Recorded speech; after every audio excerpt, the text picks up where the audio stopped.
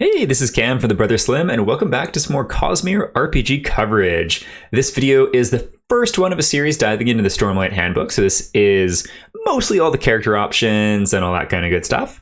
If you're joining me for the first time, this video series is kind of highlighting some of the fantastic art, things I find interesting, and also little lore tidbits that might kind of tease out more of the world that isn't shared in the books. So this video specifically should cover just some interesting bits about some mechanics. Note, I'm not going to do any how to play videos or anything like that. There's some amazing ones out there already. For starters, if you like long format stuff, I would take a look at D4 Deep Dives. He's got an awesome video, just came up. And I would recommend looking over there for that for sure. But let's jump into it. I did actually get to see the physical prints at Gen Con, and they look great. The reason why I say that, at first I was kind of wondering, like, you know what, like, I kind of think the cover would look better with a more full piece of art. But this kind of window into the world with like the beautiful, because the actual gold there is gilded in person and such, looks freaking stunning, especially with the gilded page edges too. Also love the POV characters that we get on the front cover. So obviously we have Shallan, Kaladin, and Aladin there too. I don't know, I might have just said his, I totally just said his name wrong, but that's okay. Adolin. There we go, that's a little bit better. And really quick too, just looking at all of the fantastic folks that went into making this game. So many awesome people, and look at all those artists. Love it. As far as contents, again, not going to cover anything here in super great detail, but just this is a stacked table of contents. Alrighty, so first thing I wanted to call out is very early on, adapting the Stormlight Archive. So your Roshar. Basically, the gist here is that a lot of work has gone into making this game what it is, and that does mean codifying a few things a little bit differently than they're presented in the books, but that makes sense. It's gamifying a vast, epic, sweeping fantasy series, so that makes sense. However, specifically this last part I like. This game is simply a foundation to build on, so choose whichever elements work for you. You're embarking on adventures in your Roshar now. I love that. So rather than being stuck in exactly the time and place in which the books represent the world, you're welcome to chuck it hundreds or thousands of years in the past, or forward if you want to, or it can also be your own version of Roshar as you see fit. That's personally what I'm going to do a little bit. We'll talk about that in a second here, though, too. Next, fun piece of art to show, words to shout out here, too. So this is kind of like a redo of the Way of Kings cover art, which I quite like, too. Just kind of more done in the RPG kind of style art there. So very, very cool. Era of play. So yes, Stormlight spans millennia, and groups may decide to set their campaign at any point in the history of Roshar.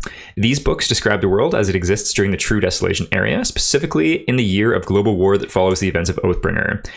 So this is once again just setting it in the time and place, and then talking about moving it around a little bit too. So I love that they called this out because it's easy to feel pigeonholed into having to play a set specific way. I've seen those comments online a little bit too, specifically for folks that haven't read the books and are curious about the game itself. Me, for example, I love the books, and me as a GM, I don't think I'm going to play it in the exact setting as the books portray it, because I want more of a sandbox, and I want it to be a different story than how the books are. I freaking love the books, but I want to have it something different. And so my idea is, a little bit of getting into any spoilers, is like a little bit more of a Mass Effect style story where the villains are still the Voidbringers, without getting into too many spoilers or anything there. But the Voidbringers are going to be different, and it's going to involve Charles, which I'm looking forward to.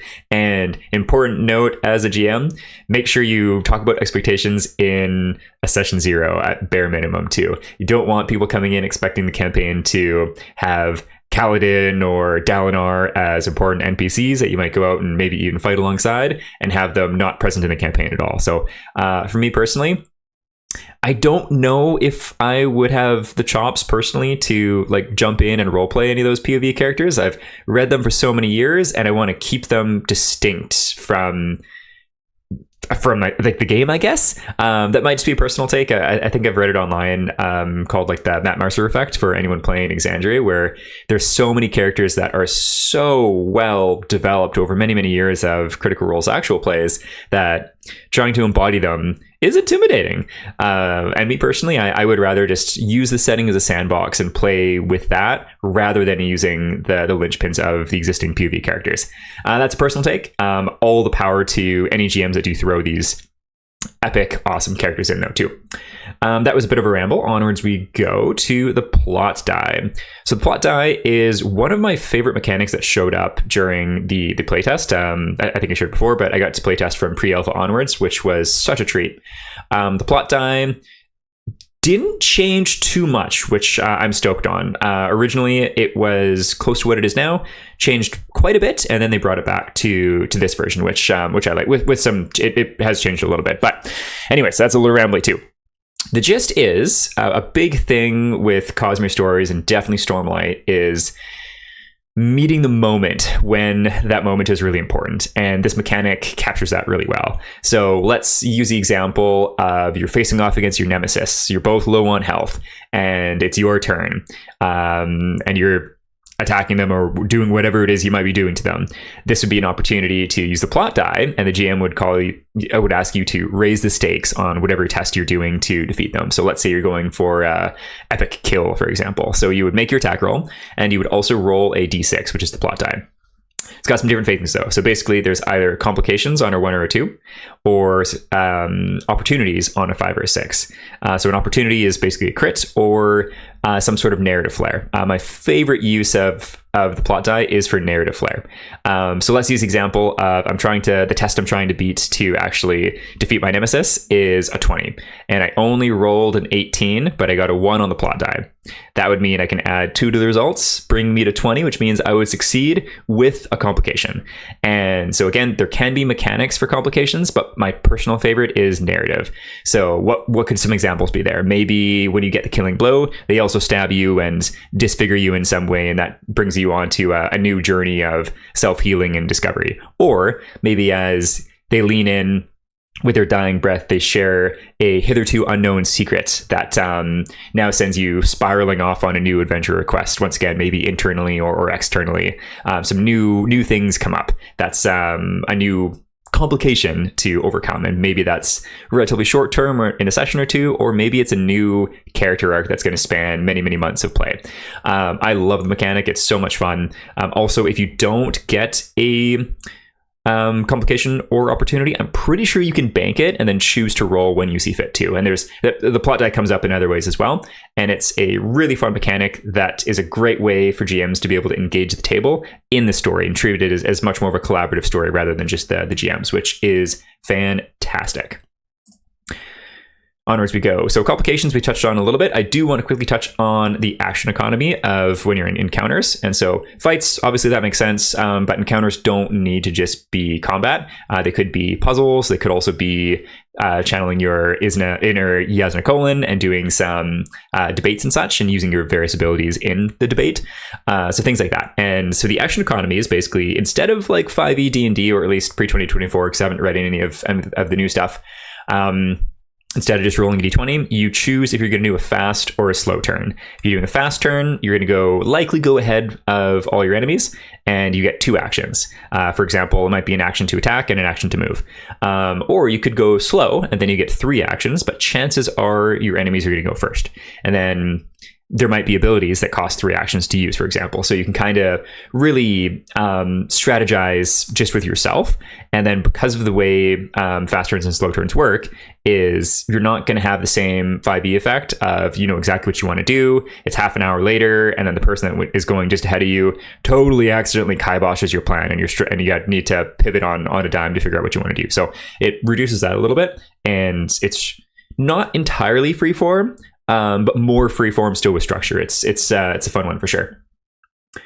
Onwards we go. Multipathing. I know multiclassing is called out in 5e D&D as well, and lots of other games too, but I just love how it's called out here, and just the term multipath is fun. So these are your core paths, kind of like classes in D&D, and then your specialties would be the equivalent of subclasses. And I love how freeform it's structured, but how what would be the term for it? The word is slipping my mind right now, but it's really easy to jump into other paths and really make some cool custom characters. And then it's also feature proofing for when feature books come out that are in other settings. So with Mistborn coming out next year, if I remember correctly, like, what if you're a Steel Inquisitor who's also bonded a Heist Brand and become a Skybreaker? Like, that sounds freaking awesome. or using like just the Stormlight ones that we have access to now. Like, what if you are a scholar artifabrian who bonded a, what do they call it? The Dust Spren, I think, and become a Ash. I should remember all this stuff, but I can't remember. To become a Dustbringer, and so then you could play as obviously more scholar, or you could also lean into being more of like an Artifabrian assassin kind of role. And narratively, it fits with the Ash Spren because they like taking things apart and see how they work. Fits very well with Artifabrians building Fabrials and such. And yeah, so you can come up with all kinds of zany, cool ideas, and obviously, some might be more powerful than others, but they'll all be viable from my read on it, which is freaking awesome. Big fan of that for sure. Okay. Onwards. And also just sweet art. I love seeing the art in between here. I skipped over a few that I wanted to touch on, but this one is freaking sweet.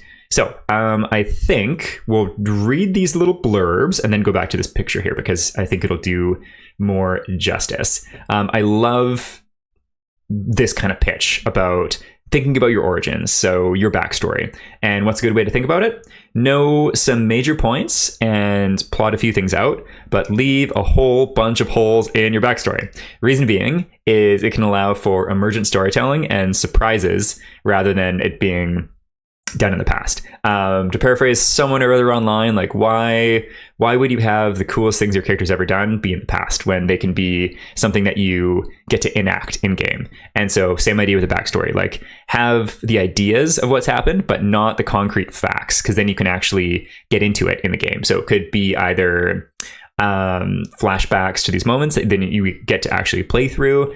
It could be characters from your past come up with new and exciting things that the GM's able to use because you haven't been pigeonholed into a specific set happenstance kind of thing. And so yeah, leave holes in your backstory, which is good. And then also friends and factions. No one is an island. I like that sentence a lot. Consider which relationships have shaped you most. This might include family, chosen and otherwise, old friends, colleagues, bitter rivals, and more. Basically, this helps make the world feel more alive and lived in. Something I'm trying to do in my current 5e campaign is basically like, if people are visiting a location, does anyone know anybody there? Do you have ye old call a friend that you can call on to help solve a mystery, or a nemesis who might come in and kick you while you're down while you're in a certain spot, and things like that. So it just makes the world feel more alive. It's also, as a GM, a great way to be able to engage your players and help them build the world with you too. So I love that. And so how does this come back to this piece of art? I can't remember the name of this artist, but I believe this is the only piece they did for this whole project. And it's one of my favorites out of everything. So we got Dalinar here with these kind of little flashes of various parts of his past. And because this isn't necessarily Wind and Truth stuff, I'll share a little bit.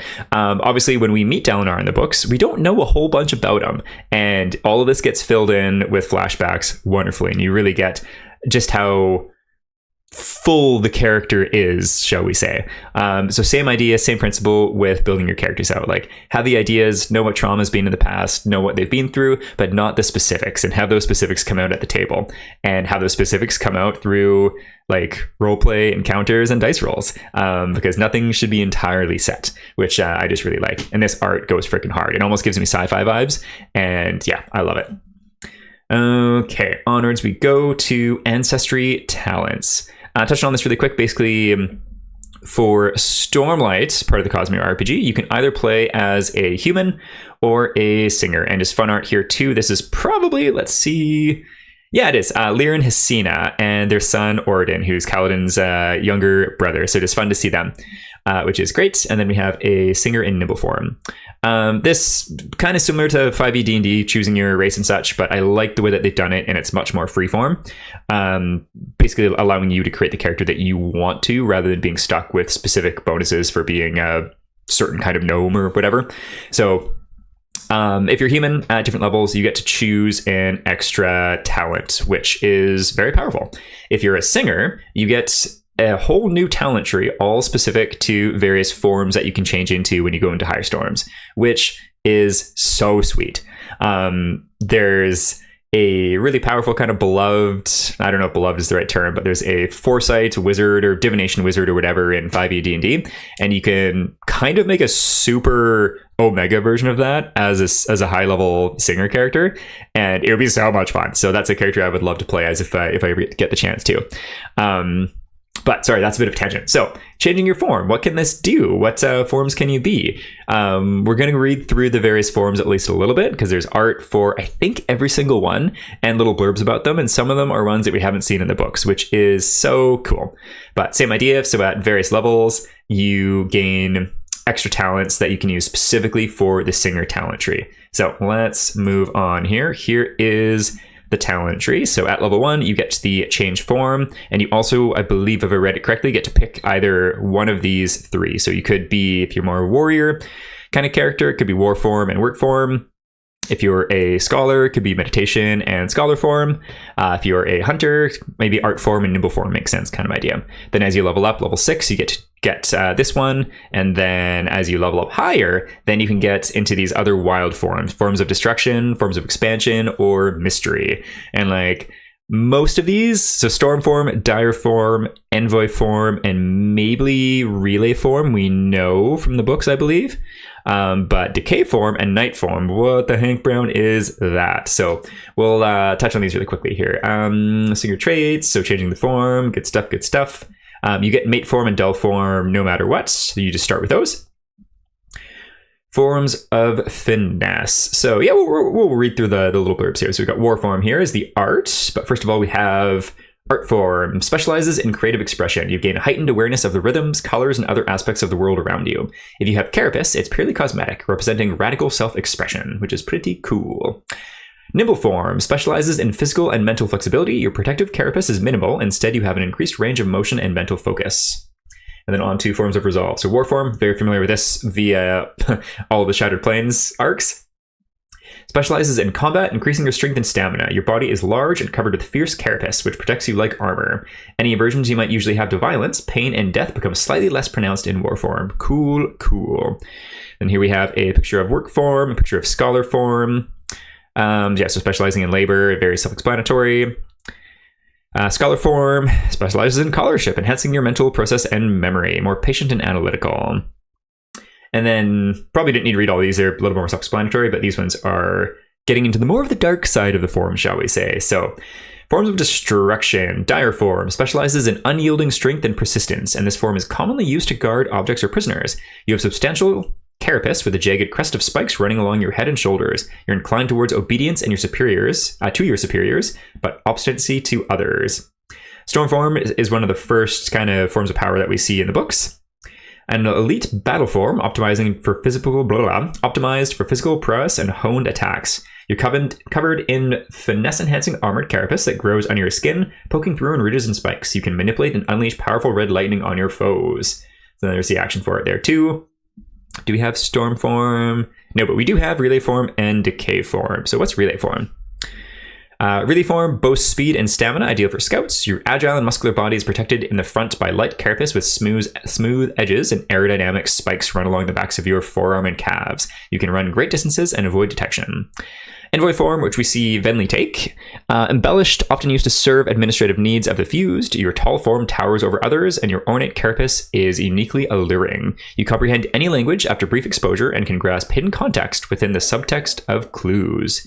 Very cool.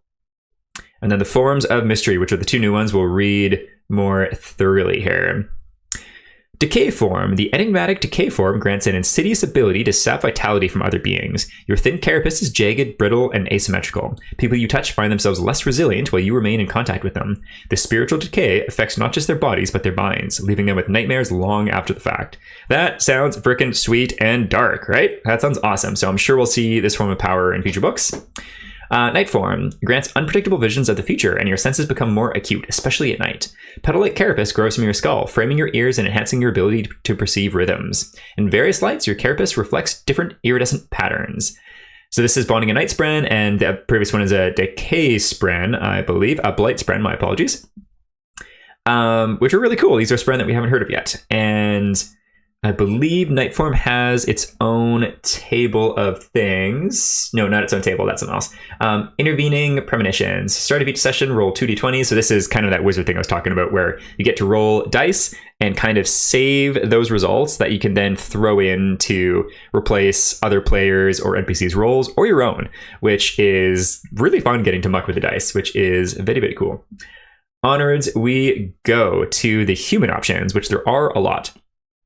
This I freaking love. So it goes back to being very much like choose the character that you want to play rather than being stuck with rigid specifics based on the race and trying to fit the best one within those specific things, which is awesome. So let's read this. Culture as a canvas, not the painting.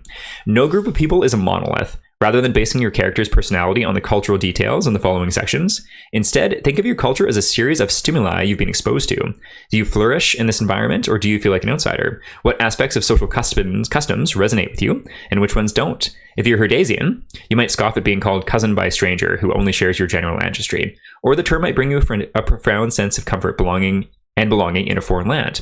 The one or two cultures you choose are merely a canvas, and your story is the painting. How you respond to the values and traditions of society is entirely up to you. So that's super fun. I like that a lot. Okay. So we'll do a quick little TLDR of all of the human cultures here, methinks. And then we'll probably end this video off there. For Alethi.